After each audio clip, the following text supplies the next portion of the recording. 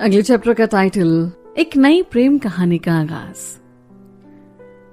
भूख नहीं है कहकर वीर अंदर चला जाता है, जबकि सच्चाई तो ये है कि वो देव और रीमा के सामने आने से बचने की कोशिश कर रहा था और ये बात घर में सबको पता भी चल चुकी थी। इस वजह से कोई ज्यादा कुछ बोल भी नहीं रहा था, क्योंकि सब वीर को जानते हैं और सबको पता भी है कि वीर का पेट कितना भी भरा हो, वीर टेबल पर सबके साथ बैठता जरूर है, भले एक निवाला ही खाए, क्योंकि उसका मानना है कि एक परिवार को हमेशा साथ ही बैठकर खाना चाहिए। पर अभी हालात ही कुछ ऐसे बने हैं कि चाहते हुए भी वो सबके साथ नहीं बैठ पा रहा था। वीर अपने कमरे में चला जाता है, वहां चेंज करके वो छत की तरफ चला जाता है, जहां छत पर उसने एक और कमरा बना रखा है, जिसके बाहर छत पर उसने एक छोटा सा गार्डन बनाया हुआ है। एक तरफ झूला, और वहां अक्सर जब वो परेशान रहता है तो बैठ जाता है। वहीं काफी देर तक वो बैठा रहता है और फिर वहां रजनी आती है। रजनी, तू यहां बैठा है, मैं कब से तुझे ढूंढ रही हूं। वीर, क्या हुआ दीदी? रजनी बोली, वीर तूने खाना नहीं खाया और ऊपर से कुछ बात भी करनी थी। वीर बोला, ठीक है बोलिए। रजनी, पहले खाना खा, और अपने हाथ से खाना खिलाने लगती है। वीर भी चुपचाप खाता है। खाना खत्म होने के बाद वीर बोला, आप बोलिए क्या बात है। रजनी बोली, तू सबसे दूर क्यों भाग रहा है। वीर, छोड़िए ना दीदी। रजनी बोली, देख ऐसे भागकर कोई फायदा नहीं है, सबका सामना कर। जब तक सामना नहीं करेगा तो ये प्रॉब्लम खत्म नहीं होगी, बल्कि और बढ़ जाएगी। वीर बोला, छोड़िए ना दीदी, आप ही किन बातों में उलझी हैं। अच्छा एक बात बताऊं, यहां से जाने के बाद आपको हम लोगों की याद आएगी। रजनी, वीर देख, तू हमारी तो सुनेगा नहीं, क्योंकि तू करेगा अपने मन की। फिर भी बड़ी हूं तेरे से, तो कह रही हूं बैठकर बात कर, और जो ये घुट घुट कर जी रहा है ना, इस घुटन से बाहर आ जा। वीर बोला, दीदी मैंने कुछ पूछा है आपसे।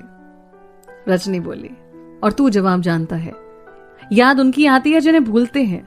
तुम सब हमेशा दिल में ही रहते हो, और तू मेरा बस चले तो तुझे अपने साथ ही लेकर जाऊं।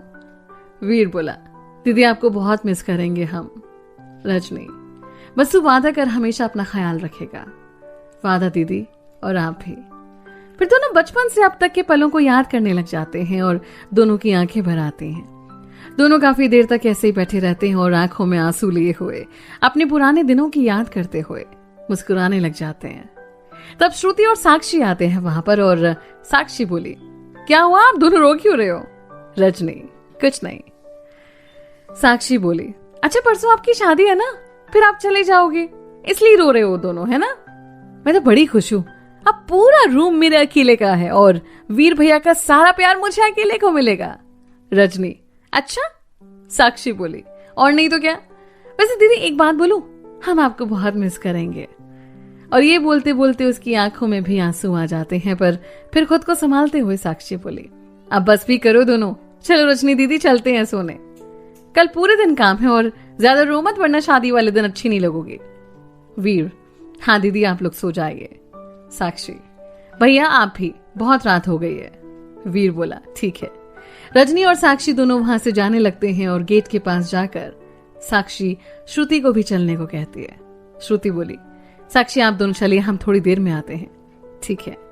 और वो दोनों वहां से चले जाते हैं। श्रुति वीर के पास जाकर बैठ जाती है। श्रुति बोली, अब आप रोना बंद कर दीजिए, ऐसे आप ही रोएंगे तो बाकी सबको कौन संभालेगा।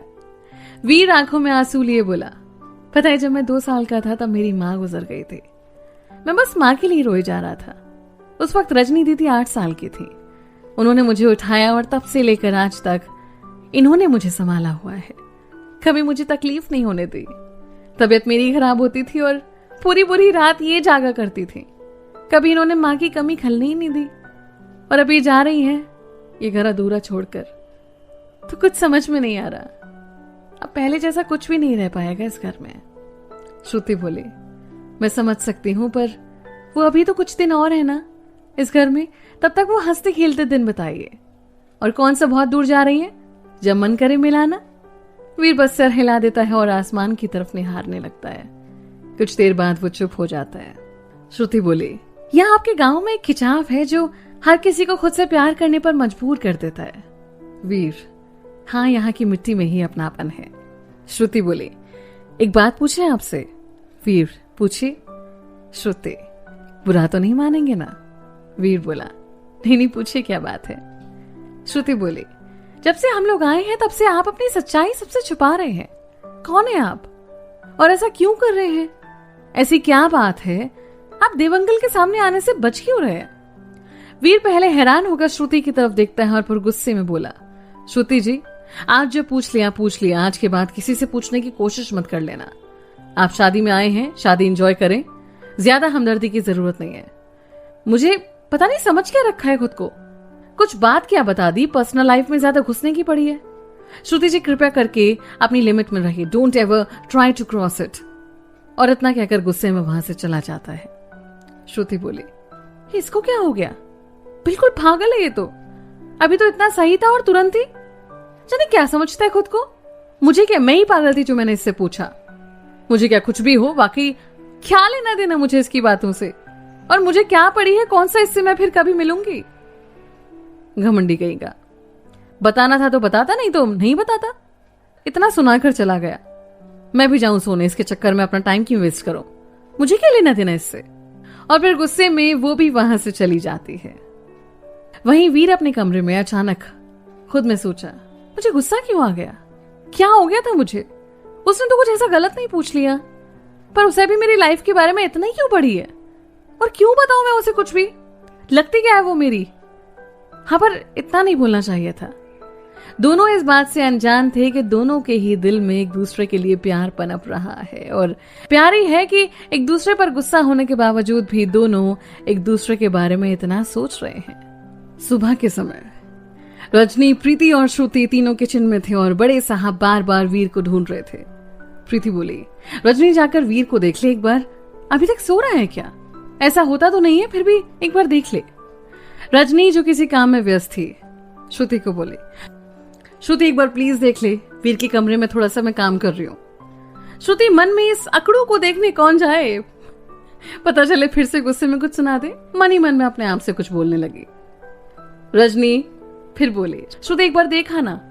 श्रुति, ठीक है दीदी। श्रुति वहां से वीर के कमरे की तरफ जाती है और मन में सोच रही है कि ये कहां फंस गई।